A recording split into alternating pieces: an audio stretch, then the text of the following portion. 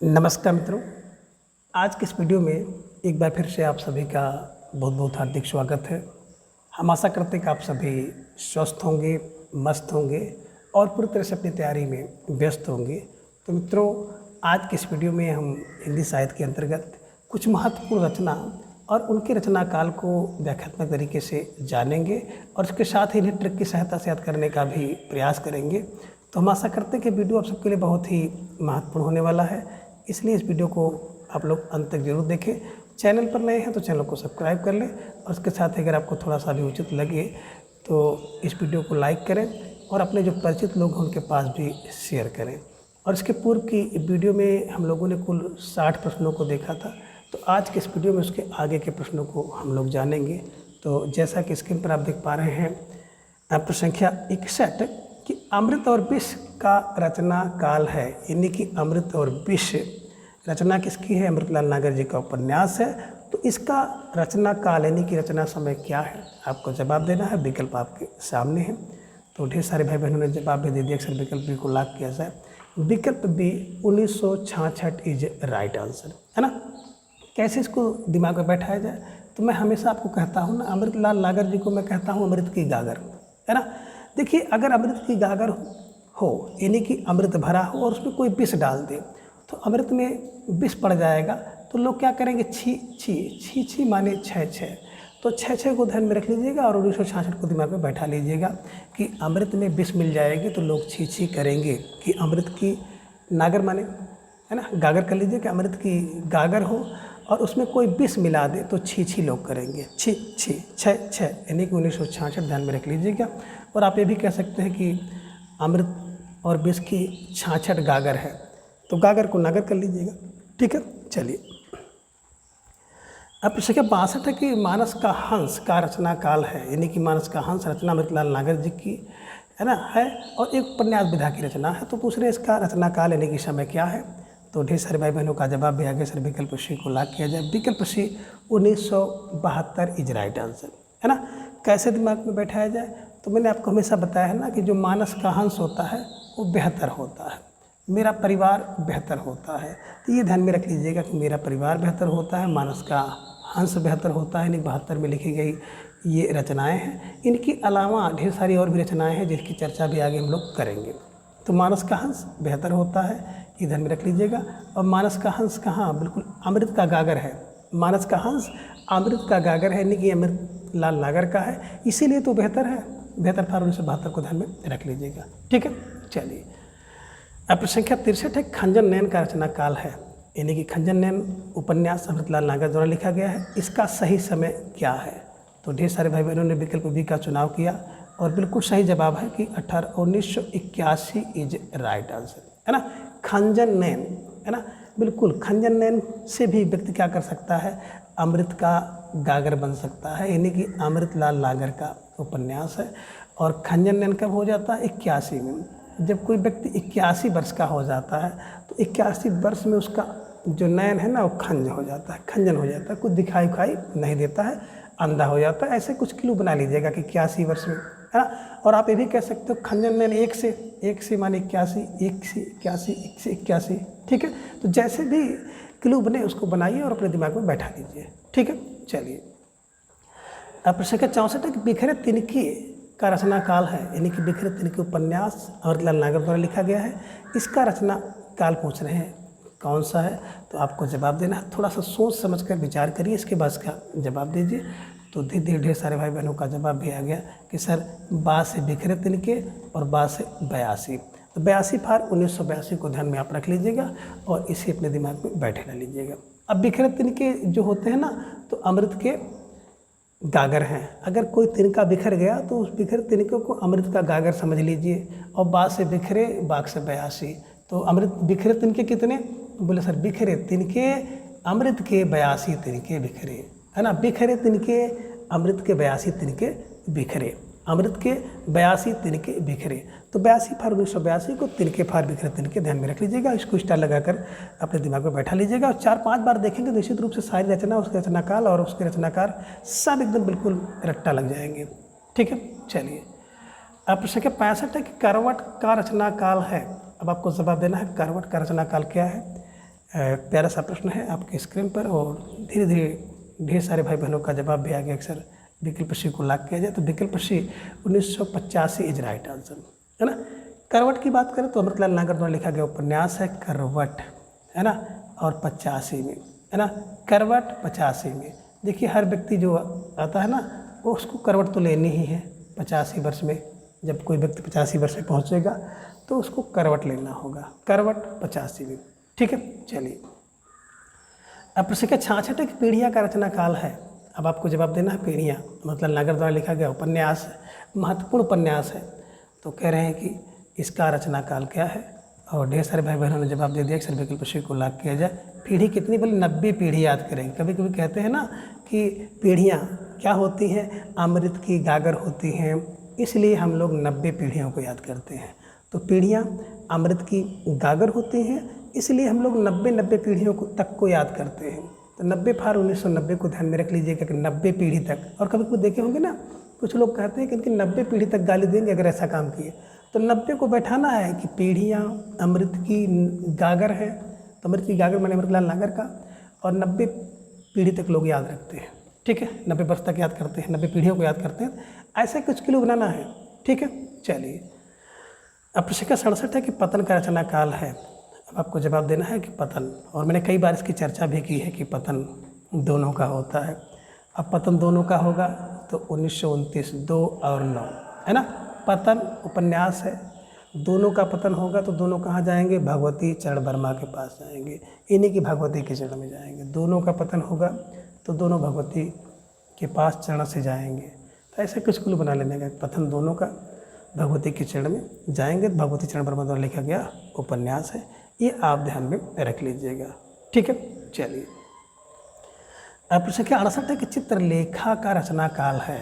ये लीजिए, चित्र का लेखा किसका, बोले सर भगवती की चित्रलेखा, चित्रलेखा भगवती के। तो भगवती फार भगवती चरण वर्मा को ध्यान में रख लीजिएगा। समय क्या है, तो चित्रलेखा, चित्र ता से ता से 3 4 यानी कि 34। भगवती के चित्रलेखा कितने, बोले सर 34।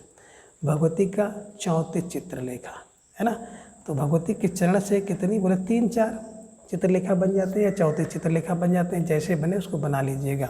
ठीक है, चलिए अब प्रश्न क्या 69 है कि 3 वर्ष का रचना काल है। यानी कि 3 वर्ष एक बड़ी महत्वपूर्ण उपन्यास विधा की रचना है। इसका समय आपको बताना है, और रचना किसकी है तो ढेर सारे भाई बहनों को पता होगा कि भगवती चरण वर्मा, है ना। 3 वर्ष में भगवती चरण वर्मा के पास कितने लोग आए, कितने। अब आपको जवाब देना है कि सर 46, है ना। 3 वर्ष भगवती चरण वर्मा 3 वर्ष में क्या करते हैं, 46 बार आते हैं भगवती के पास। 3 वर्ष में 46 बार आते हैं, ये ध्यान में रखिएगा। और आप ये भी कह सकते हैं कि भगवती चौके छक्के लगाते हैं 3 वर्ष। 3 वर्ष माने 3 वर्ष की रचना है, चौके छक्के माने 4 6, है ना। तो ऐसे कुछ कुल बना लीजिएगा कि 3 वर्ष में 46 बार भगवती के पास गए, भगवती के चरण में गए। तो है 3 वर्ष में 46 बार भगवती के चरण में गए। ठीक है, चलिए प्रश्न संख्या 70 है कि अपने खिलौने का रचना काल है। प्यारा सा उपन्यास है कि अपने खिलौने है, उसका सही समय आपको बताना है कि इसका सही समय क्या होगा। तो धीरे धीरे ढेर सारे भाई बहनों का जवाब भी आ गया। अक्सर 1957 इज राइट आंसर। अपने खिलौने 57 खिलौने भगवती के चरण में रख दिया, है ना। अपने कितने, बोले अपने 57 खिलौने भगवती के चरण में रख दिया। 3 वर्ष में उसने क्या किया, 46 बार भगवती के चरण में गया। चित्रलेखा 34 चित्रलेखा भगवती का है, और भगवती के चरण में दोनों जाते हैं। जब पतन होता है तो दोनों भगवती के चरण में जाते हैं।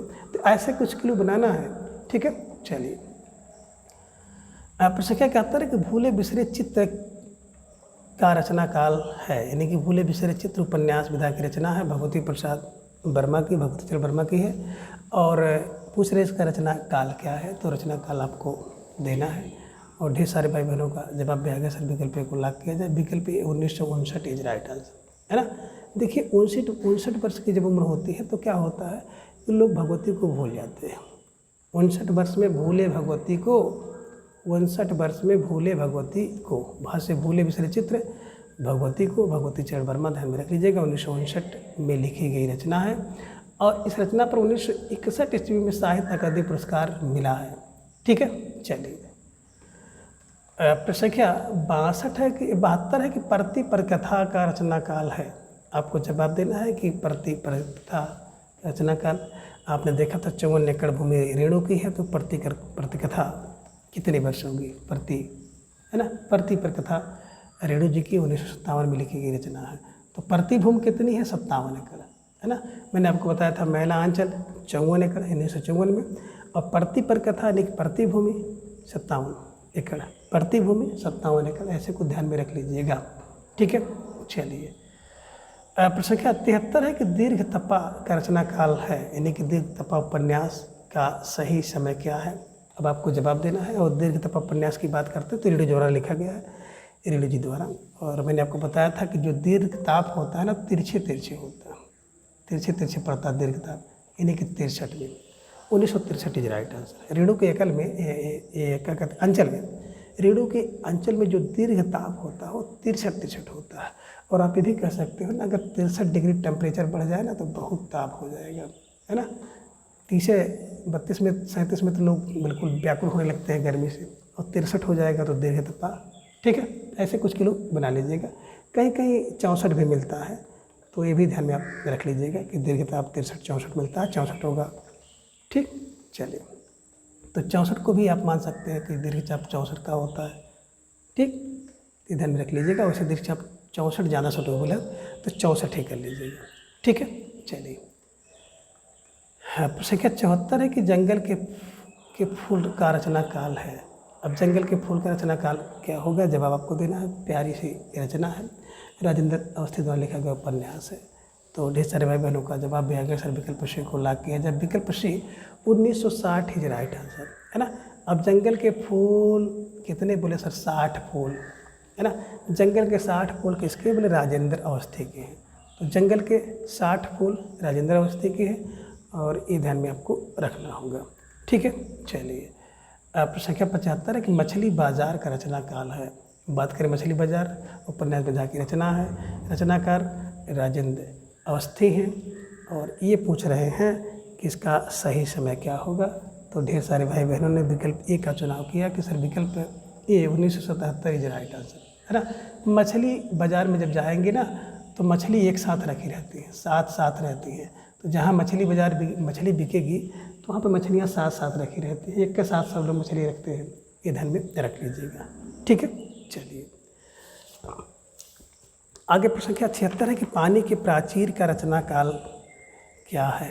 अब पानी के प्राचीर प्रसिद्ध उपन्यास रामदास मिश्र द्वारा लिखा गया है। तो कह रहे हैं कि इसका रचना काल क्या है, जवाब आपको देना है। विकल्प आपके सामने है। तो ढेर सारे भाई बहनों ने जवाब भी दे दिया, अक्सर विकल्प को ला किया जाए। विकल्प 1961 इज राइट आंसर, है ना।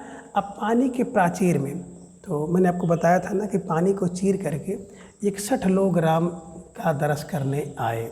इस समय देखिए बारिश का समय चल रहा है, तो इस पानी को जल को चीर करके 61 लोग राम का दरस करने आए।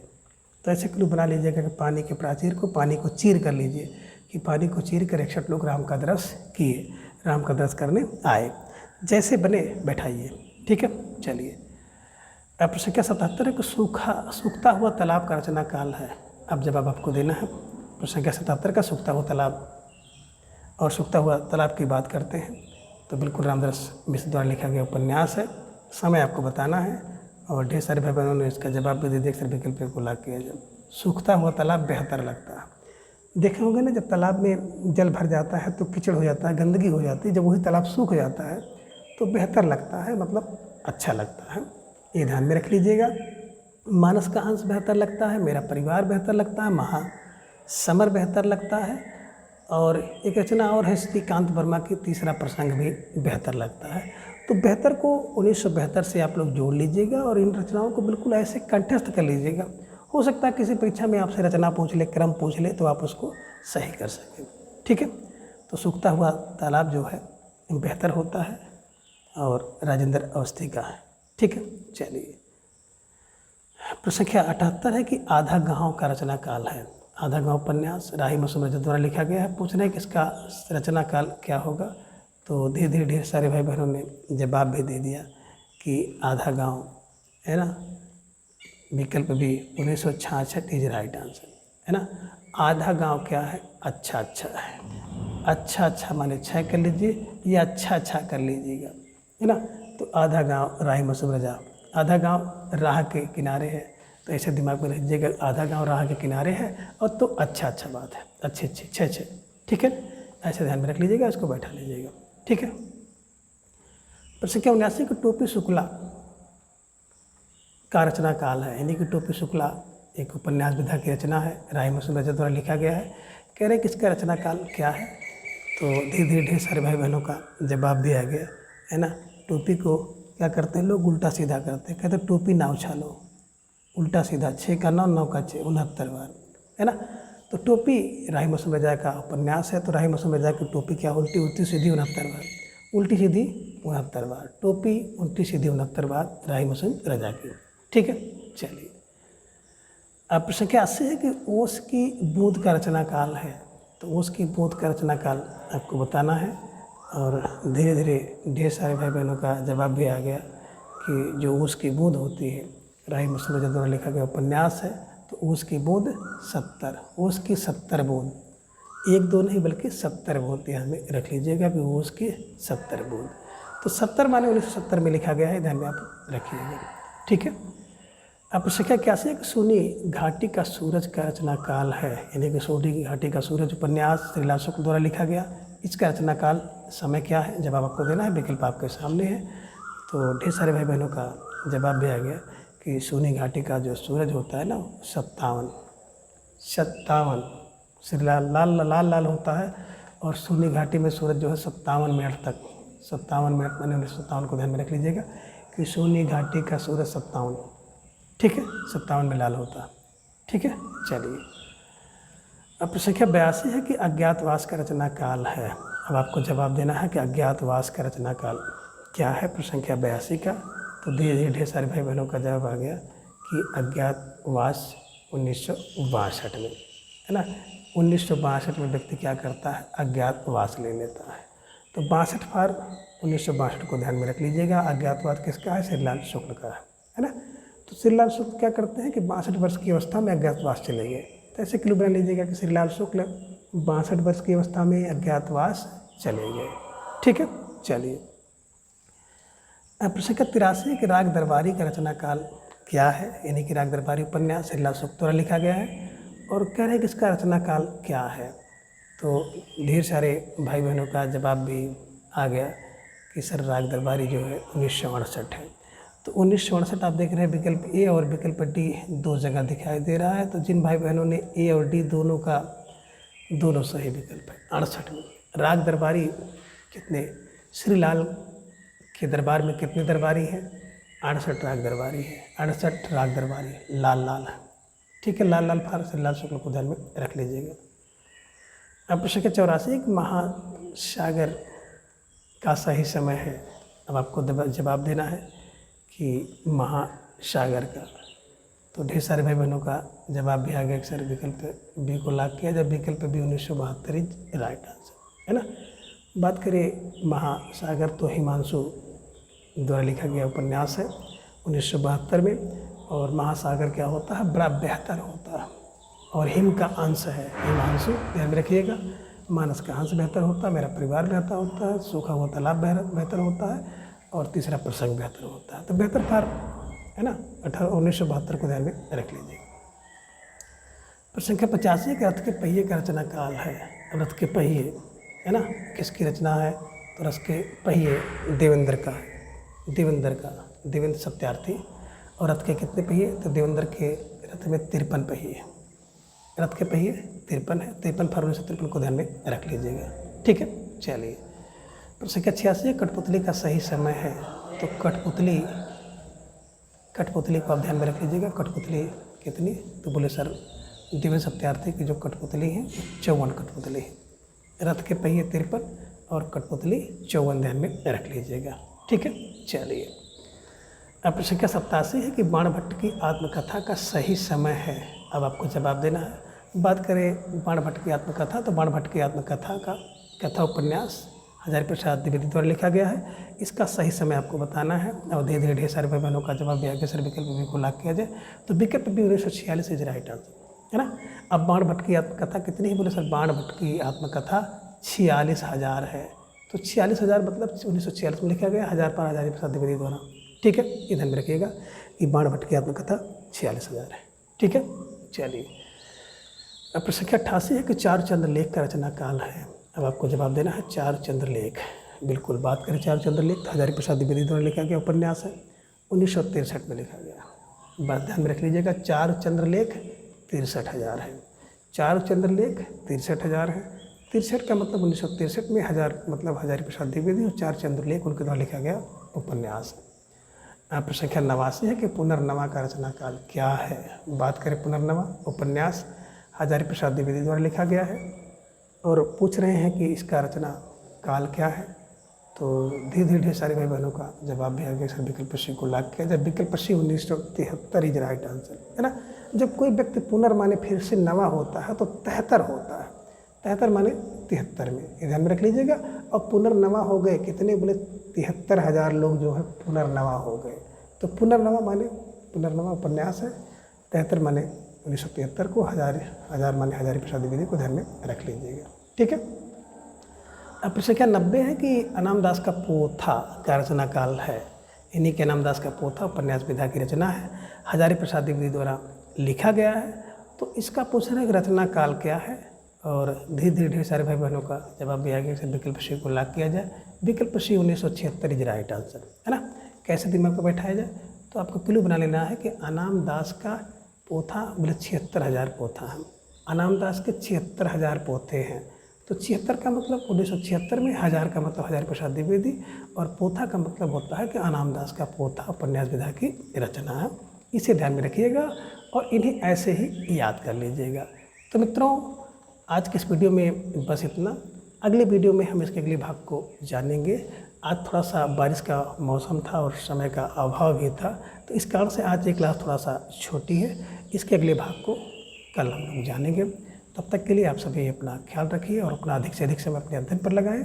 अपना प्रेम स्नेह विश्वास से चैनल पर बनाए रखें। धन्यवाद, नमस्कार, बाय बाय।